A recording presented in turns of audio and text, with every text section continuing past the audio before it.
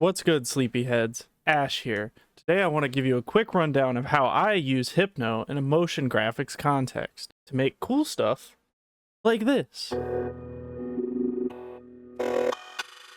I use Hypno combined with other gear for a lot of applications when it comes to motion graphics. A few key ones being video backgrounds, video transitions, adding texture to existing graphics, and cool glitchy montage type clips.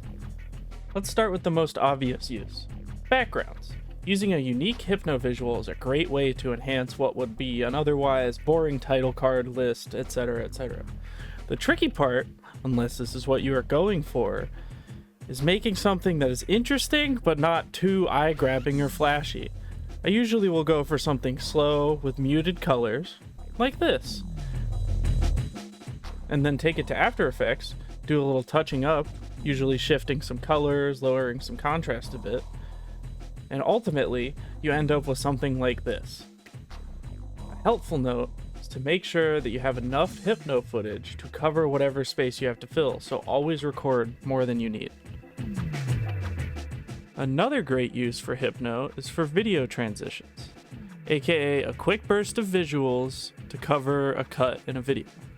For these, I like to start with a visual like this, something that comes in from black and then covers the whole screen, so you can make the cut behind it. And this could be as simple as a patch on the Hypno, or you can throw in some video clips to spruce it up. The reason you want it to start with black or a solid color is so you could key out the color and have it become transparent. The thing I use Hypno for the most is just a way to add texture to existing graphics and titles that I've made, using Hypno in conjunction with other video gear to make titles like these. You can see the little bit of color fringing on the edges, and that's all from the Hypno. So here we have a basic text animation. We need to give it some flair. So step one of my workflow is to take an animation like this, use a converter to send it to my analog video rig, and give it some of those glitchy analog vibes. I convert HDMI to composite, run it through my glitch module from Syntony, run that signal into this little LCD display, record it from that with my camera, and after some fiddling, I'll end up with something like this. So the monotone texture here can be cool, but I think we should add some flair. So first thing I'll do is I'll get a Hypno visual, like this one, and after some adjusting of the blending modes, the gray tones start to let through the Hypno visual, leaving this cool effect on the edges. And the last thing I want to talk about is sequencing video clips on the Hypno to create little montages.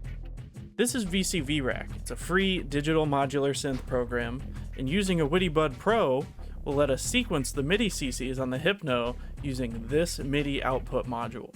Making an interesting patch on here allows you to make cool, predictably unpredictable visuals that aren't super possible on just the Hypno's controls alone.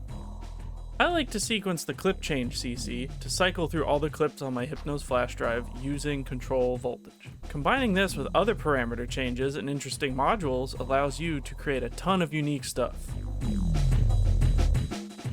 That's all I got. Thanks for checking this out. I hope this will get y'all to experiment with your Hypno. It's a powerful tool in a lot of ways. Catch y'all next time.